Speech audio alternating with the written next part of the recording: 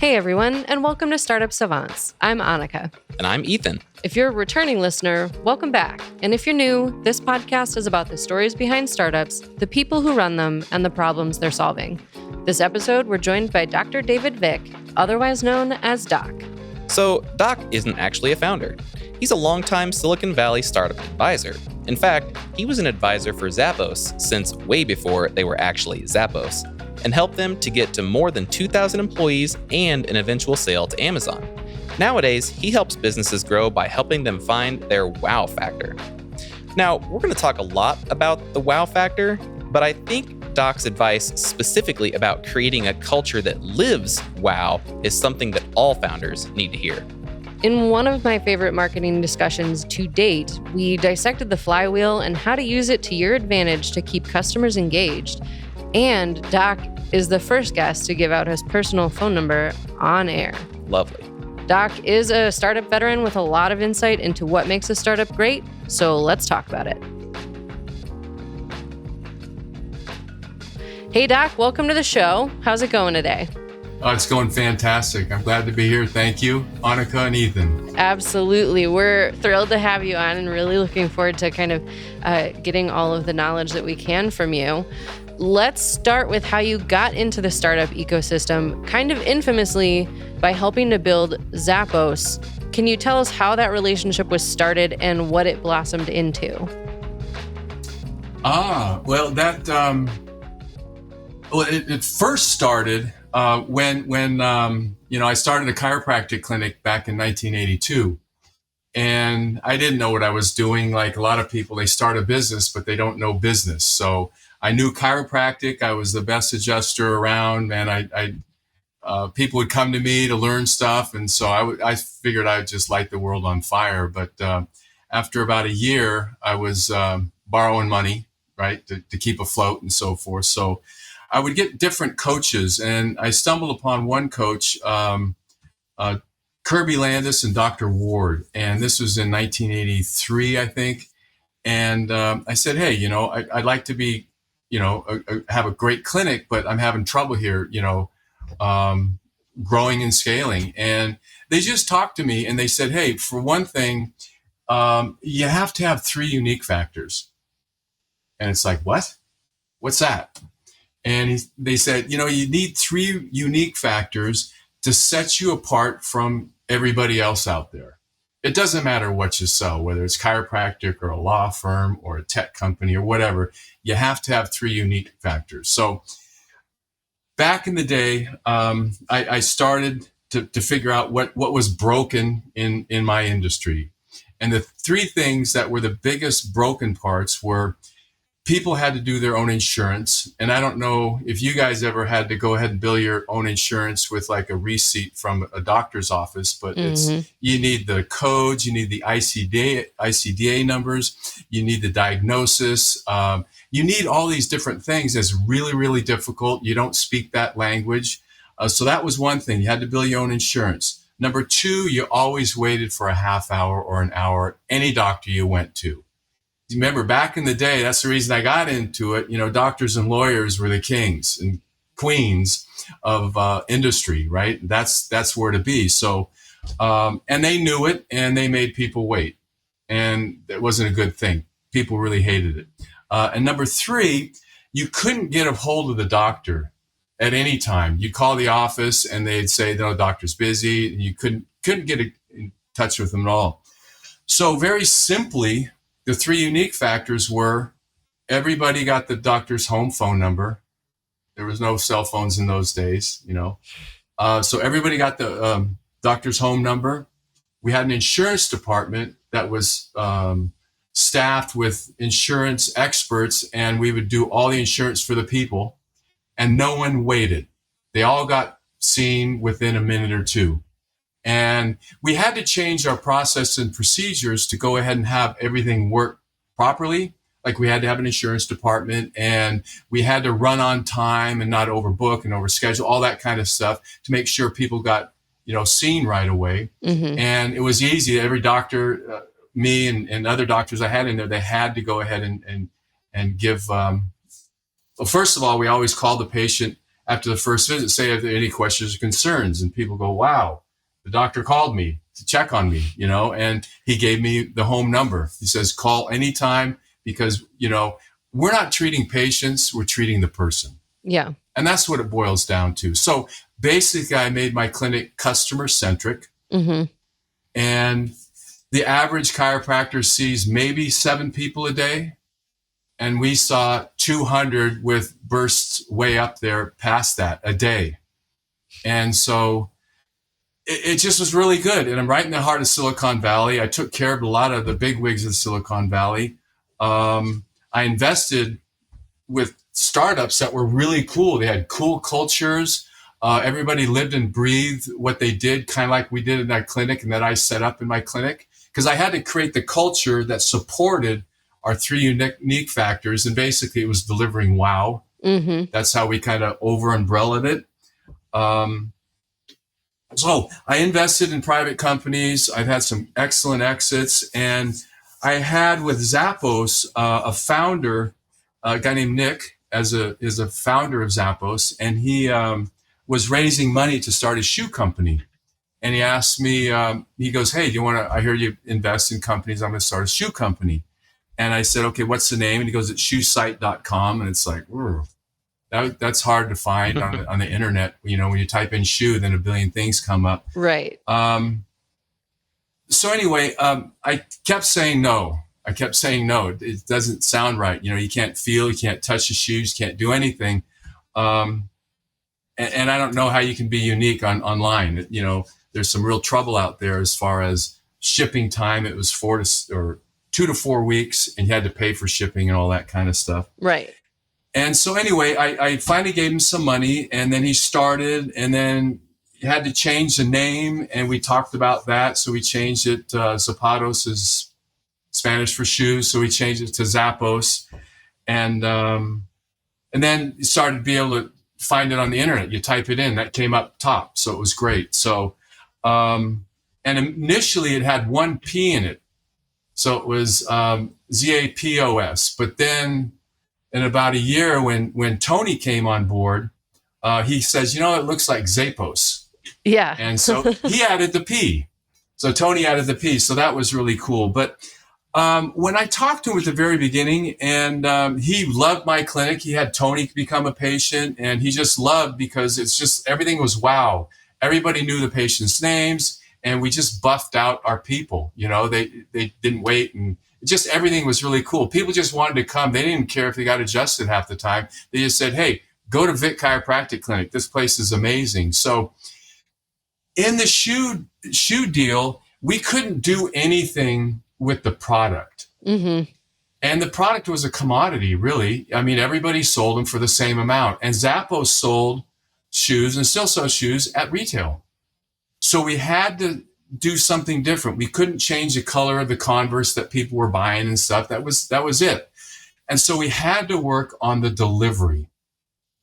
So just like what I did with my clinic, look at the 3 broken parts. And that was shipping was very expensive, took 2 to 4 weeks, and you had to pay money. Right. And number 2 is the selection. Like when you go into a store, Foot Locker, for instance, there's only a couple Nikes in there of styles, but Nike has 500 different styles. A matter of fact, that's the reason Nick started the shoe company. He tried to find a certain boot, and he went all over the Bay Area, couldn't find it. He goes, "This is ridiculous. Yeah. This shouldn't be like this." So that's how Zappos started, or the light bulb, how it started. And also, when you bought shoes, you had a 30-day window to return them, and you had a restocking fee for any shoe. And so just doing the opposite of the 3 sticking points that people hated with the shoes is we had fast, free shipping to overtake the expensive, costly shipping. Right. And we had huge selection, which was the opposite of the very narrowed selection at shoe stores. And we had 365-day return policy for the shoes, which took care of the 30-day window that you had with shoe companies or shoe stores and the restocking fee. Right. And so those are the 3 factors. Those are the 3 unique wow factors. And our whole umbrella at Zappos too was deliver wow. And so having the three unique factors, again, we had to get the process and procedures. So whether it's the call center or the fulfillment center in Shepherdsville, Kentucky, they had to make sure that the shipping was quick and it continued to get quicker. So that's where a lot of assets went, because that was a unique factor. We had to keep making it better. Yeah. And the same with the selection of the shoes and the return policy. So we had to set all of our processes and procedures to support that, because those are our big wows. And then we wowed them all the way up and down, every which way you can, in and in between there. Yeah. Yeah. If that makes sense. It does. And are you still working with Zappos? No, we got, actually, I went down. I retired at 45. I had a goal to retire, so I did it. And after about a year, I don't know, I was getting kind of bored and so forth. So I went down to Zappos and gave them a talk about delivering wow for a couple of days to all the teams and departments and individuals. And then Tony, unbeknownst to me, said, "Hey, I had everybody vote on you if they wanted you to come down here." And I go, "What do you mean come down there?" And he goes, "Come here, work for us." And I said, "Well, I don't know if I've never worked for anybody, right? In a big company since I've been an adult." So anyway, he says, "Well, we'd like you to come down here and help us out." And so what I did is I worked with all the teams, departments, and individuals and so forth to make sure the wow was getting, sunk in the DNA. But we got bought by Amazon in, I believe it was 2009, and I went down there in 2004. So when that happened, the DNA was so strong in everybody, and everybody was wowing and slapping high fives. It wasn't even a need for me anymore, man. I was a coach that wasn't needed, because everybody was like coaching themselves and having a good time. So I came back and I work with other companies now. So you mentioned we sold to Amazon, but you weren't working. You weren't working for or with them at the time. It seems like you really have a lot of embedded, intertwined, spirit with these companies that you work with. Is it just Zappos, or do you get that feeling with every company that you work with? Well, I tell you what. I mean, I'm one person. When I left, there was 2,000, right? So it's not about me at all. It's about we. And matter of fact, 60 Minutes called me to get me on a show because I was engaging the employees and they want to do a segment. And it's like, I was talking to the guy, I said, "You know what? This isn't about me, man. This is the culture that we created here is about them. So what I would love to have you guys just go ahead and do a segment on Zappos. Forget about me, because it's just goofy, right?" So anyway, so they came down, and so we were on 60 Minutes. We did a segment on 60 Minutes about how our culture is, and I think it helped out a lot of other companies to have a much cooler culture that supported delivering wow. Now, you can't deliver wow at the Navy SEALs culture, right? Right. That doesn't work. You different cultures for different throughput, whatever you're selling, product, service, knowledge. You have a different culture supporting that being delivered or provided. So you mentioned you're a startup advisor. Yeah. Can you tell us about that role? Like, what is it that you do for startups specifically? Okay. What I do with startups is I'm kind of the guy behind the scene. So many people work so hard in the business that they don't pull the lens back and work on the business. So I'm a business guy, plain and simple. So I help them get out of their own way, so to speak, sometimes, with high turnover or whatever it is, but to help them scale. And a lot of times companies just aren't set up with the unique factors. They're not set up with a flywheel that supports what they're doing internally. And so I work with a good amount of companies, just helping them along. And advisors, people don't really know what they do, but they should do pretty much everything as far as business, no matter what business you're in. to make it profitable, to allow it to scale, whether it's starting with the pitch deck, the ideas, the business model, the unique factors, just from soup to nuts, the experience and the technology, the UI, UX, all that kind of stuff matters. And in this day and age, a lot of people are taking a company and trying to put it on the internet, but it doesn't translate too good because the technology sometimes isn't focused on being customer-centric. Yeah. Sorry, go ahead.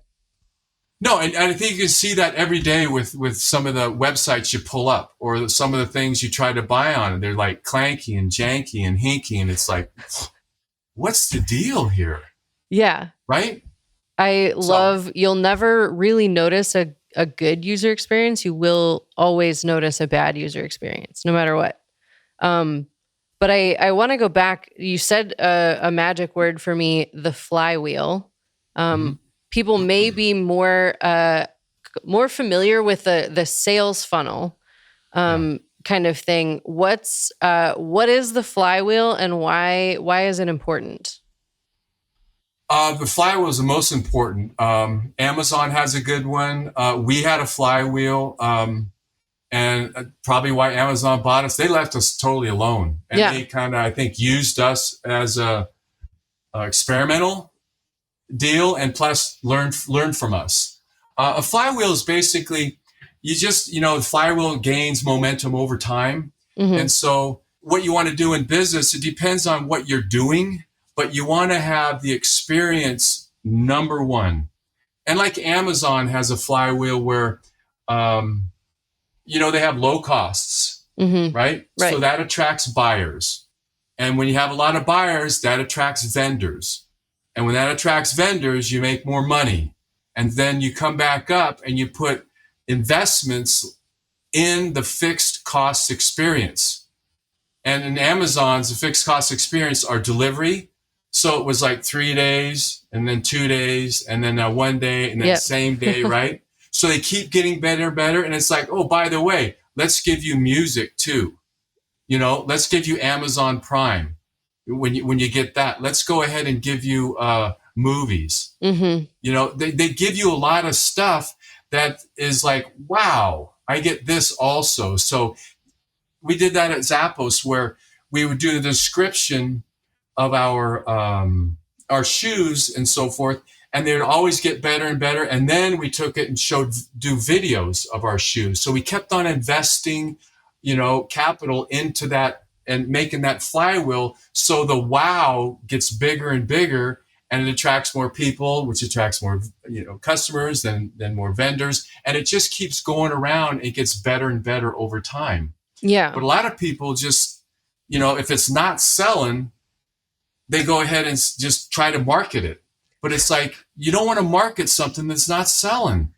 Right. You want to get it right first and then let word of mouth spread, so you don't have to market. But if you do market, very, very channeled. Yeah. It's like the sales funnel was like, oh, we have one customer. That's the end of the experience. We got that one customer. We win.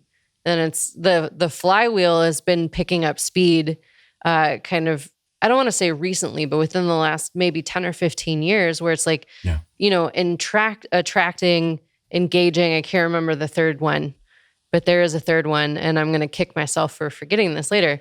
But it's, you're not done with your capture of that customer, quote unquote. Yeah. You got to keep the experience going. So this just makes me really happy.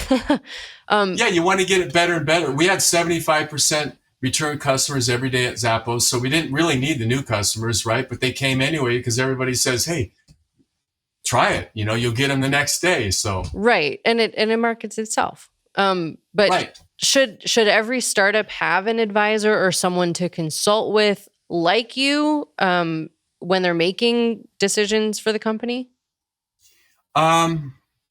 It's really up to them.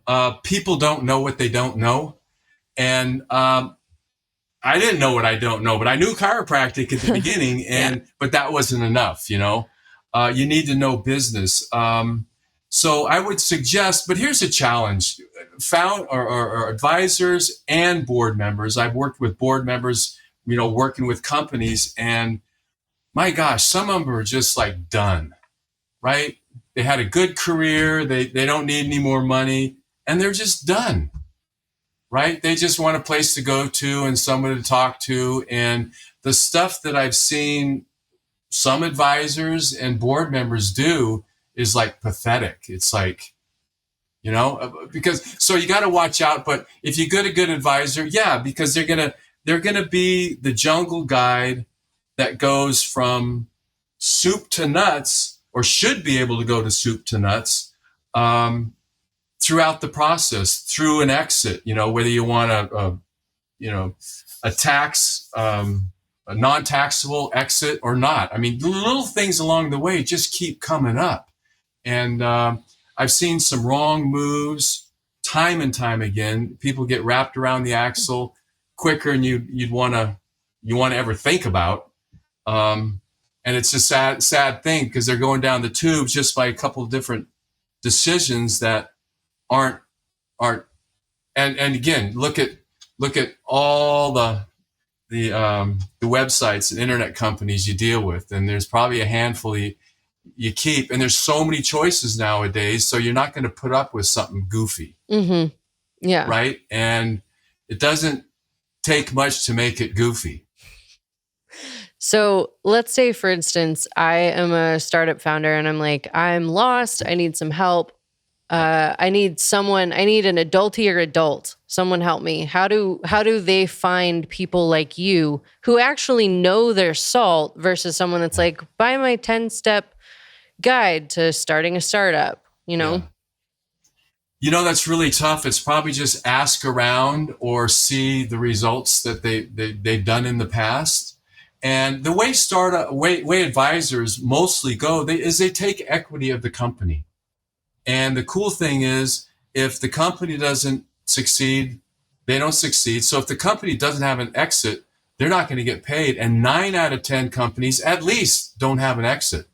And so I've worked with companies that I've seen go down the tubes because they go right when I tell them to go left, and they're gone. You know what I mean? So it's like nothing you can do about it. The average on exit with me is like 10 years. Yeah. Wow. Yeah. So, I mean, when they start with me, you might get equity, but otherwise I'll be working for free for 10 years, or that equity I got is going to be really successful because in 10 years, it's going to like go up a couple $1,000%, that type of stuff. And you can get a consultant, but then usually pay cash. So you can do that. But sometimes, you need to preserve a lot of the cash with startups. And that's one of the troubles there, the challenges. Sounds like your incentives are really aligned with the future, the main goals of the startup at that point. Yeah. And that's what's so exciting to have it go right and have it scale. It's just unbelievable. It's just super exciting. But again, I've been with companies that just don't do that. And I used to invest in a lot of companies, and they call it spray and pray. But the problem with that is, after a while I did that, and I'd see these people just go off a cliff, and I couldn't do anything. They wouldn't listen to me. So it's like, you know what? I'll be your advisor first. And then once you guys show me you get in the right direction, boom, I can invest some, I'll invest with the people in the future or by myself. So yeah, that's the way it goes. All right, so let's jump into that wow factor. You mentioned it earlier, and you kind of covered the basics of what the wow factor is. So if I were to just come at you and say, what is the wow factor, and how did you come about this concept? Yeah, how would you go about answering that? Well, I got it from War. They said unique and wow factors. That's what you got to do. But I pictured it. Tell you the truth of if my mom was a patient, right? You just want to, all the really difficult things, or like if she has to wait an hour. I don't want my mom to wait an hour, right? And I don't want my mom to go ahead and shuffle through insurance pays trying to get reimbursement when the doctor can easily go ahead and send it in. He has all the information, the diagnosis, the prognosis, just everything, the ICD-10 codes, we have everything, but it's just kind of lame that the docs don't bill for it, right? And back in those days at all. And it's goofy. And you know what? Treat the person, give them your number so they can contact you if they have a question or after hours, right?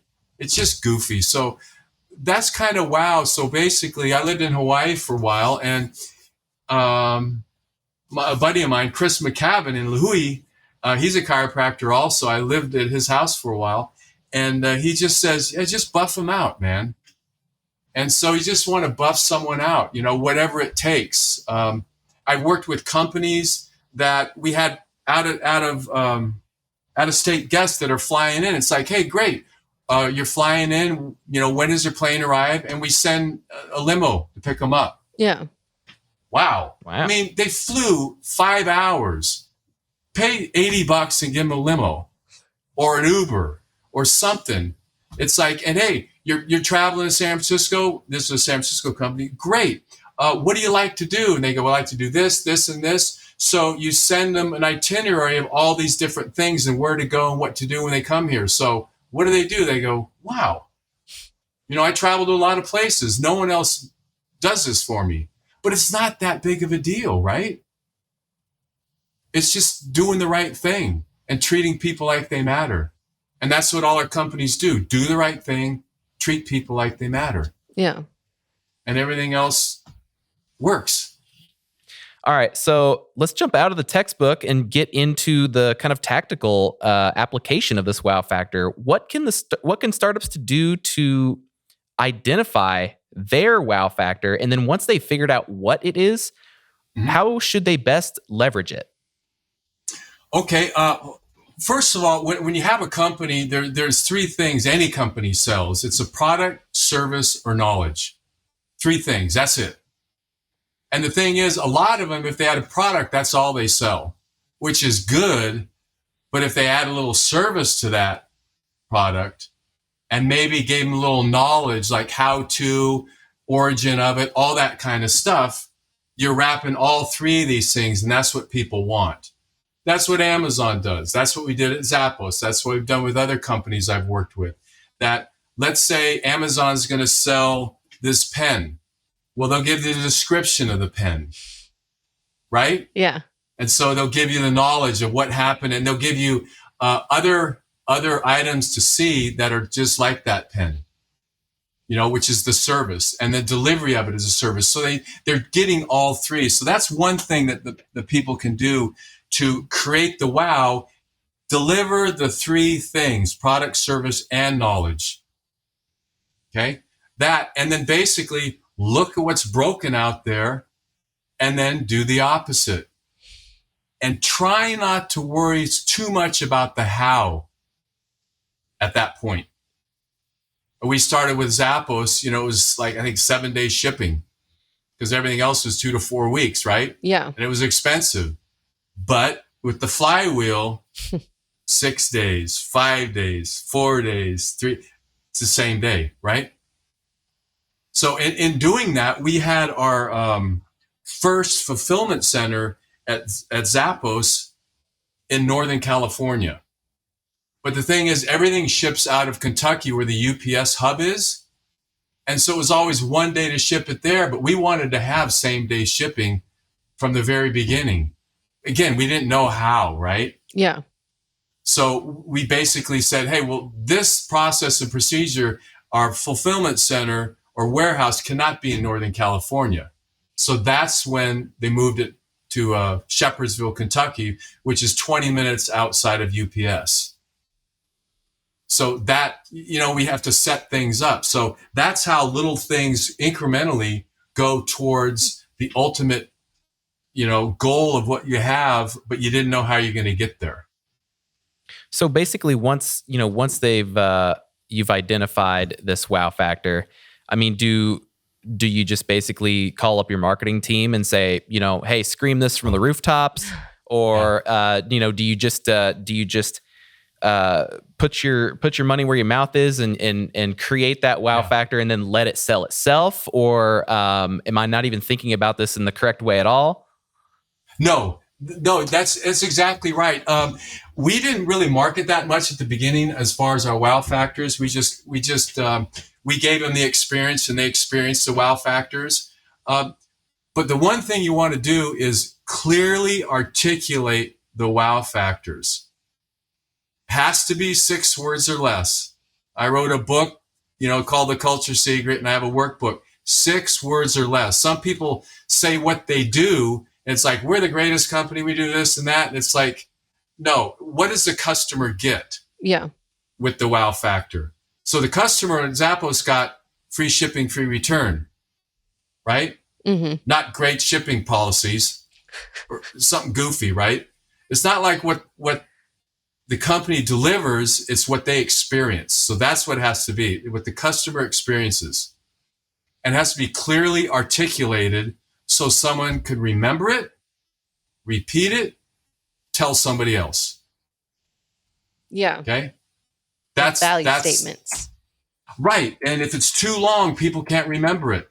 And then also another thing that, there's so many different layers. You have to have the vision and purpose. And then you have to create the culture that will support and drive the wow and live and breathe it. So there's these different moving parts, but we did it there at Zappos. I've done it other places. So it's not that difficult once you know how. But there's different pieces you want to go ahead and align. Everything has to be in alignment, of course, right? Yeah. Yeah. Does that answer some of the question? Oh, yeah. Okay. It's excellent. Are these things that people have to have like before they even get started? Where does this part happen? Is this when they're validating the idea, or do they kind of already have all the parts and they just need that cherry on top? They could have all the parts. They could have no parts, but they really have to think about, what can we do to be customer-centric? Let's look at it from the customer's eyes, right? Mm-hmm. And maybe we're charging too much money. So they got to really look at it to the customer's eyes, because the customer is going to bounce if something feels a little bit sketchy. I had a company one time, I'll let you know, it was a do-it-yourself recruiting company. And it was a great company, but the choices that they made is, I was talking to the founder and he says, hey, we have a little too much churn because people want to use our site for like a couple months and that's it. Then they stop paying. And I said, well, you got to get them more engaged, deliver a little bit knowledge, just say, okay, this is the salaries range, of candidates, and, just give the people some knowledge every month so they stay on, and all that kind of stuff. He says, well, you know what? I'm going to just go ahead and make them sign up for a year contract. I said, really? You're going to piss them off for 10 months when they really only want 2? He goes, yeah, but we get paid for a year. Well, I think you can guess what happened. They paid a lot of money back. Yeah, no, they didn't. They didn't pay a lot of money back, but they were gone. Yeah, they were gone after about a year and a half. Yeah, so you watch this kind of stuff, and I had a lot of money into it, and you kind of go, whoa, how can it? You know what I mean? So if you're thinking like that, just a money grab, mm-hmm. without thinking about the person, you're going to go downhill. And so many things are so pedestrian. It's just unbelievable that happens. But look at all the websites, look at all the platforms you go to. It happens a lot, right? Oh, yeah. When it's like, I can't really think of any way to solve this. So let me just get a little more so I can survive a little bit longer and maybe it'll come to me. Yeah. And I mean, you have a very customer-centric, customer-oriented approach to the startup strategy. Yeah. And how does that translate? Because we have a lot of tech and a lot of web right now. How does that translate into the actual user experience from point A to point B? Well, if everything's aligned, it really is good. You don't have like about 12 clicks once you get out. And when you put a credit card in, you don't have to keep doing it. And then all of a sudden it rejects it and you do it again. It's like, you know what I mean? So with that customer-centric thing, it's just beautiful. If everybody knows it, and the front end team, wireframes it up really nice, and then the back end team, gets the navigation going well and so forth. Because, the simple thing of just scrolling, if I'm looking at a page and I just scroll, the bounce rate goes up exponentially if you have to scroll, right? Yeah. And you probably look at, with text, you want to have more like infographic on the website and on your site and so forth, so people can pick up what you're trying to do and what you're trying to say and what you're trying to deliver and provide right at a glance versus reading. Probably when you get a text or an email where you have to scroll, you delete it, right? Yeah. Or wait until later to read it. Yeah. Yeah, but you're not happy about it, you know? So so there's a lot of other things you want to do to capture everything together. But it was a great question. Yeah. Thank you. All right, Doc. So clearly you've had a lot of different experiences and roles inside the startup ecosystem, and you've worked with all sorts of various types of companies. Can you tell us about a time when you gave a founder some, let's say, unconventional advice? Just don't overthink it. That's some of the advice. They sometimes they get granular on stuff, but I guess I'd like to broaden this out, and you can tighten it up after I talk about a couple things, Ethan. But some of the biggest problems that I have is basically the unconventional advice, I guess, is they overvalue themselves, especially at the start. As things heated up in the stock market, people would say, hey, I got a pitch deck. You take a look at it. It's $5 million. We're asking for a $500,000 safe investment, 20% discount. And basically we're at, $5 million valuation. It's like, okay. And then fast forward like a year ago, people were coming in at a 10 million valuation. It's like, okay, what do you got? And they go, well, we need 500,000 to, or $1 million to produce an MVP. And that's a minimal viable product. And it's like, so you want money so you could go ahead and create like a minimal viable product. Why don't you have that right now, right? What have you invested in this? Right. And so a lot of these founders, they'll say, look at and they'll show screenshots and everything. You go, wow, that looks really good. Can I see any navigation in the back end? They go, no, these are just screenshots. And so they probably took, a couple months, made a pitch deck and did some screenshots, and then want money at a $5 or $10 million valuation. It's like, okay, so we can sell your company with screenshots for 10 million right now. That's what it's worth, right? And so the unconventional it's like, well, I don't want to take money and give away more equity at the very beginning. But here's the deal. Investors, most of them, and VCs and stuff, they're very smart people. And if it's valued low at the first round, you're going to have a stock split. Right. Or they're going to get a better round, and it's going to gain, and it will attract more people anyway. But the harder you make it, and the more difficult and expensive you make it, it just shrinks the market if people don't even want to, because it's always a big bet. 9 out of 10 I'm going to lose my money, so I'd rather lose less money at a less valuation than even less money at a higher valuation. So that's kind of the stuff. Don't overvalue your deal, especially if you have nothing.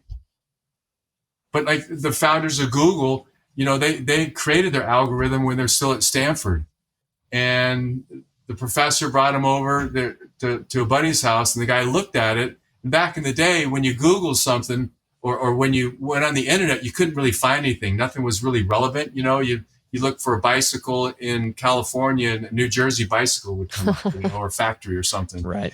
And so they looked at it. He goes, "My God, this is unbelievable." And the guy says, "Here's $500,000," because they already created it, Yeah. So the best thing is, if you don't want to give away a lot of equity and have high valuation, create something, bootstrap it, and so you have something really cool to show that really has some impact and some wow. That's not just another Me Too company. That's what I can say to startup founders. Take a little time, man. Take some time, put some skin in the game, go bootstrap it. And then you know what? Yes. In 2 months, you might not even need money. You might just be able to go off that MVP and keep it all for yourself. There you go.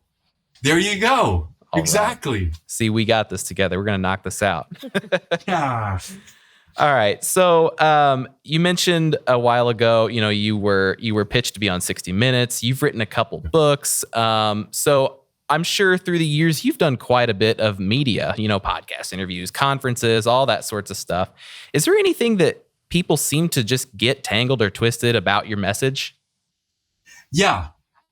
Since we had a great culture at Zappos and I've helped do other cultures, it's they go, you know what? I got the culture. And a couple times they go, I'm the culture.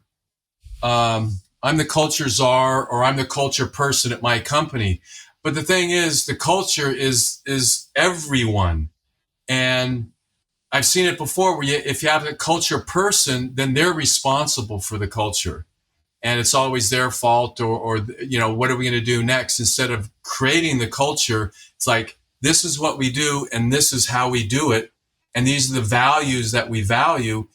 People don't really do that. They kind of short step it and just say, hey, we got a great culture and we have ping pong tables and we have great food and we have skits and all that kind of stuff. And the thing is, it's like a chair manufacturing company, and it has nothing to do with getting their stuff out the door to have the customer. And they don't have any unique factors that will wow the customers. They're just creating a lot of fun inside, which probably makes happier employees, but maybe not more productive employees, because they're not aligned on the throughput of what they have to deliver or provide to the customers. You follow me? I mean, to grow and advance in your career and have a company that's really scaling, it's all about the customers, because if all your customers goes away, you're done. Yeah. In a single day, right? Absolutely. And conversely, if no employee comes in, you're done. So it's always about the employees and the customers, but the customers first, and then the employees first, really. But then they have to support and align with the throughput to our customers. I think I want to speak for a lot of, I consider myself a good employee. The people around me are good employees. I think most good employees really want to show up for the client or the customer or the corporation, the company, all of that kind of stuff. And it's, employees need supporting too. What happens when a company's culture is just in the garbage? How do they come back from that? Because at that point, the company's not serving anybody. Right. Not at all. It's serving them poorly. Yeah.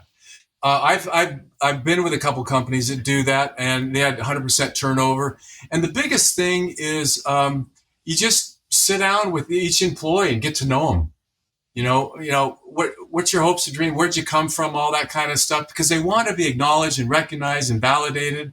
And then it's like, hey, what do you think we could do with the company? They say their thing. So you just go around. It takes a little time, but I remember one company where one of the founders, they had 100% turnover. He reminded me, we went out to breakfast last month, and he goes, Vic, he goes, what I remember when you first came in, man, and they're doing unbelievably well, is that year-over-year turnover. They're a 9-year-old company, and there's a guy named Ben that I said, I got to meet with everybody, see what's going on. So I'm meeting with Ben, and we come out of the office, and Ben's laughing, and I'm laughing. We're slapping high fives.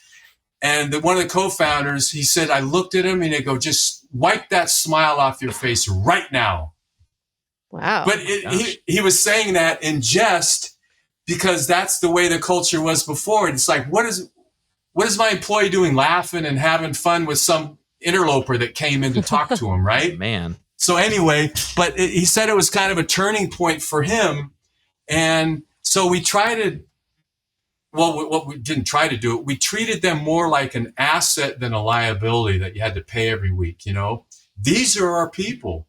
These are the ones. It's not about you, the founder, you, the founder, you, the founder. It's about these people. If they never show up,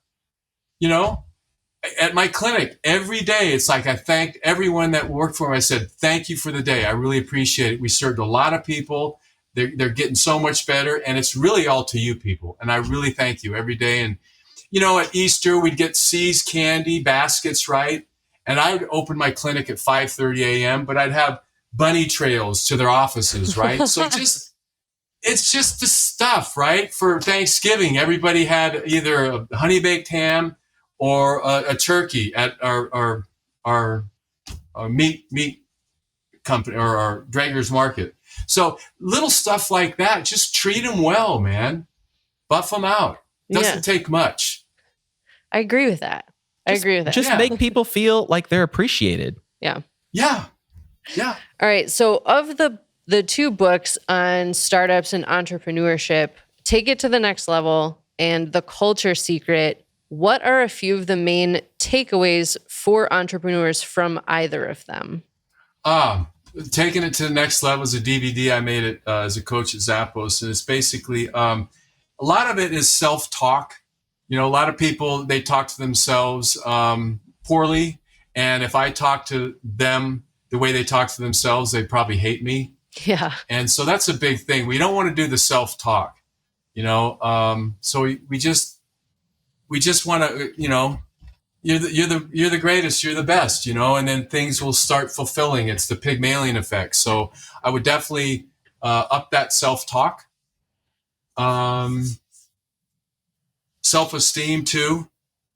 Just get your self-esteem where it needs to be with the self-talk. We're only got one go around in this life, and why not just go for the gusto and treat yourself right and know your worth and know your value and so forth and contribute. And if you're not contributing in some way, contribute, because you're never going to feel better in your life than if you help someone out or help nature or help animals and all that kind of stuff. So just help. Yeah. That's one of the big things. I love I had heard of this perspective, I don't know, a couple years ago or something when it was like, would you let someone else talk to you the way you talk to yourself? And it's like, that's just such a huge light bulb moment where you're like, no, never. Right. And then here I am waking up every morning like, oh, it's you again. Like, come on, so now I'm going to watch the DVD. So I need that little pep talk. There you go. I love it. Yeah, you got to do it. It's just like, hey, this is going to be a great day. And the thing is, now that's a good thing you said. Whatever you focus on, you'll see and you'll pick out. Like, let me ask you a question. How many on your way to work today, how many red cars did you see on the road?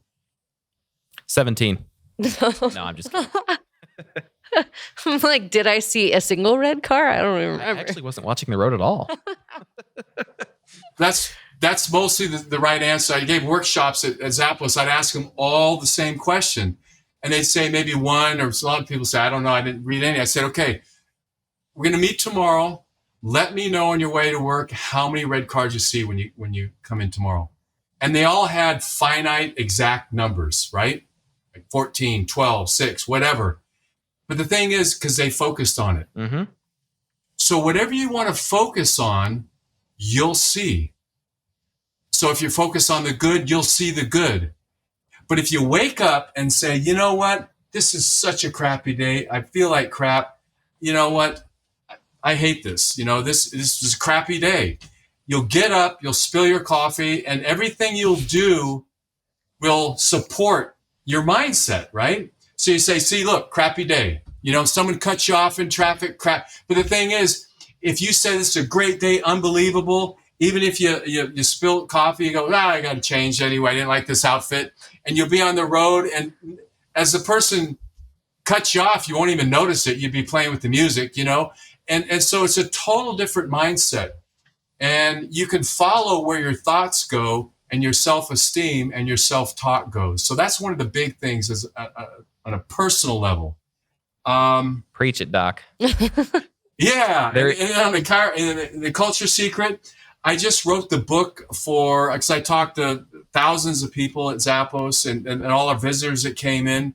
And some of them own a fruit stand, some would own a small watch company. So I just wanted to make something so they can take a look at, no matter what they sell. And hopefully it'll help out there. I have some of the secret sauce still in my head that helps out with the companies I work with. But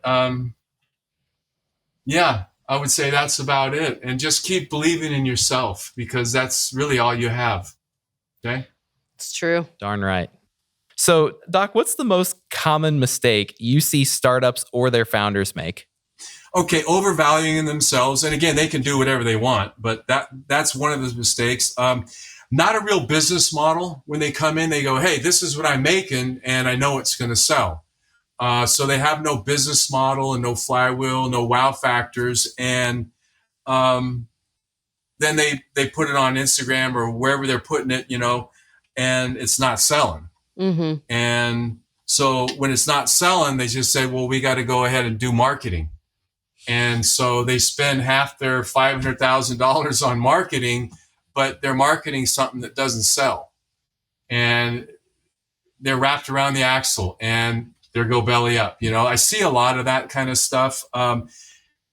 Because if you're not customer-centric, don't have the wow factors, don't have the culture to support it, you don't have the values, everything aligned, and you just have a product or a service that's great, but it may not even be articulated. So whoever gets the product or service is not going to be able to remember it, repeat it, tell a friend. And so there's a lot of moving parts in there that they just don't put all together and think that advertising and marketing is going to save the day for them later on down the road, especially advertising. And it's like, do you know if your product doesn't sell and or your website doesn't work? I mean, advertisers are not going to want to go on there and pay you, right? So it's like they don't get that. It's like if they need money, then they'll just advertise, or if they need to sell it, they'll just market. And so they haven't prepped it and aligned it and got everything, working so it will scale,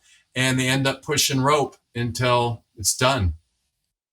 All right. From your unique vantage point, and again, you've done everything in this industry. Where do you see the startup ecosystem changing? And give us your short-term forecast and then some longer-term predictions.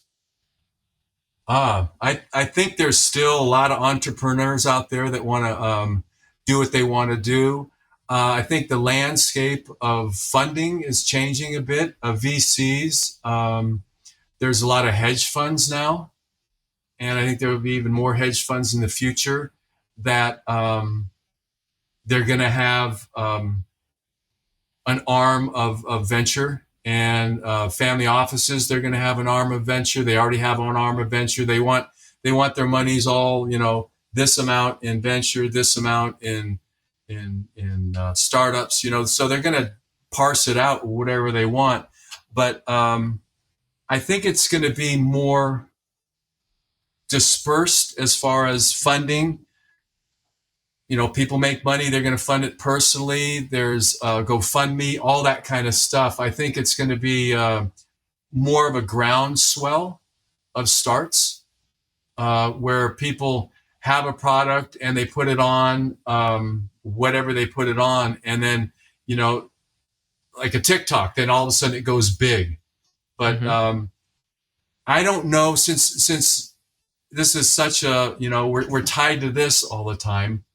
This phone, I don't know if it's going to be more of the entertainment that's being produced by individuals, OnlyFans, all that kind of stuff, or it's going to be actual companies that change the way the world works. And I think it's going to be a little bit of both, because the way the world works now is pretty much in disruption. Banking, internet, shopping. You look at the 11 sectors in the world, and they're basically all in disruption because they were broken. Just like you don't need a bank anymore.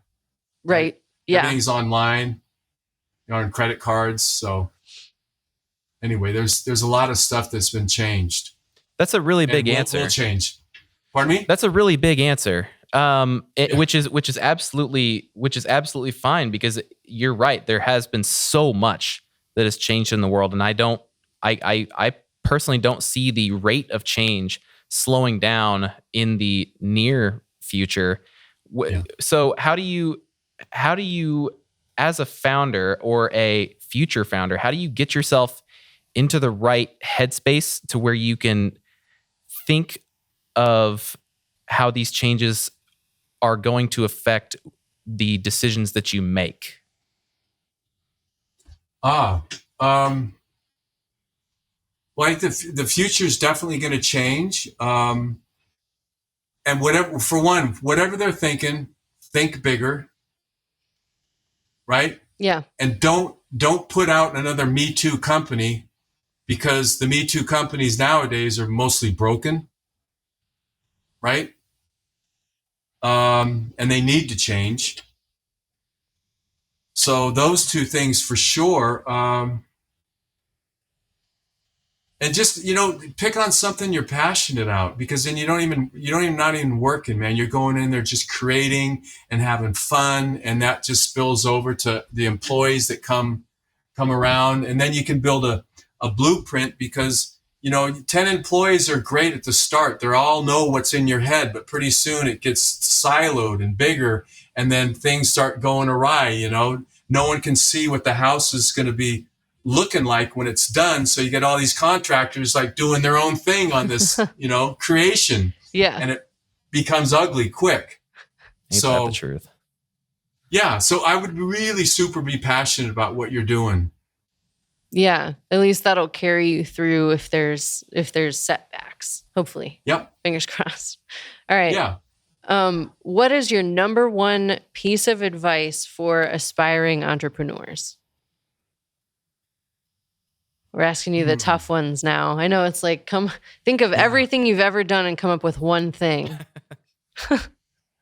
Well, a couple things. Make sure you like what you're going to do. Once you commit, I would commit like that pig in a ham and egg breakfast. And just go for it, man. Yeah, but people always say, you work to yourself all your life, and I go, yeah, you can. Yeah. Just pick at least 12 hours a day that you want to work, and go ahead and do it every day. There you go. But a lot of people, it's like, well, I want to start my own company. It's like, really? Are you prepared? Right? Yeah. All right. Great answers. This has been a lot of fun. I've got one more question for you, and this might be the hardest one, so be prepared. Okay. All right. Where can people go to learn more or connect with you? And do you have any asks of our audience? Yeah, they could get my book that I wrote. It's called The Culture Secret. It's on Amazon, and I also have a workbook. So you can do that. They can contact me. My email is david@drvik.com, drvik.com. And as I told you folks earlier, that everybody's had my phone number forever. So just like, I'm taking care of the person. It's 650-388-2973. And you can always text me if you want, or give a call and let me know what's up. But the ask for the people out there and your audience out there is, you go around once in life and You just want to follow your dreams and your passions. And if you do that in a way that helps people, things usually work out. If, you follow your dreams and passion and it's, it only has to do with yourself or makes you feel better, or self-serving, a lot of times they don't work out. So if you could just kind of bottle what's in you and the magic that's in you and figure out what you want to do. And you could even just be working with somebody or for animals or at the SPCA, whatever it is, man, just dig it. And once you dig something, nothing else matters, man. It's just, you live in the dream every day. And it's not all about the money. It really isn't. You look at the rich people, they're more miserable than a lot. Yeah, for sure. So, that's my advice. All right, Doc. Cool. Thank you very much for your stories, your insights. We are going to put everything in the show notes, all of the links, your phone number, your email address. It's all going in the show notes, so everybody go check those out. And that is going to be another one in the can. That is all for this episode of the Startup Savants podcast. Thanks for hanging out with us. Now, I've mentioned this a couple of times before, but I don't quite think I've done it justice yet. We've got a whole team of folks who spend their days researching, filming, storyboarding, and all the other things it takes to make really great videos. They are all business related, but somehow also totally actionable and entertaining. So if you haven't checked those out yet, head on over to youtube.com/truic and dive right in. I'm sure it will be love at first sight. For tools, guides, videos, startup stories, and so much more, head over to truic.com. That's truic.com, TRUIC.com. See ya, everybody. Bye.